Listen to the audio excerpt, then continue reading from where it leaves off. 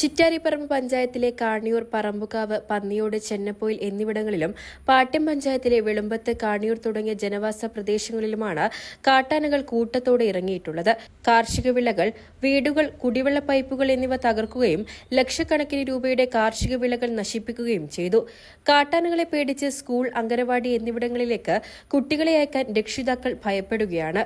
അങ്ങേയറ്റം ഭീതിയോടെയാണ് നാട്ടുകാർ പ്രദേശത്ത് ജീവിക്കുന്നത്. ഈ സാഹചര്യത്തിലാണ് കണ്ണവം വനമേഖലയിലെ കാട്ടാനശല്യമുള്ള പ്രദേശങ്ങൾ ജനപ്രതിനിധികൾ സന്ദർശിച്ചത്.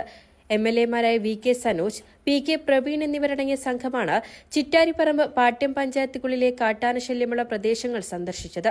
പ്രശ്നത്തിന് അടിയന്തര പരിഹാരം ഉണ്ടാവണമെന്നാവശ്യപ്പെട്ട് എംഎൽഎമാർ കഴിഞ്ഞ ദിവസം വനംവകുപ്പ് മന്ത്രിയെ സന്ദർശിച്ച് നിവേദനം നൽകിയിരുന്നു.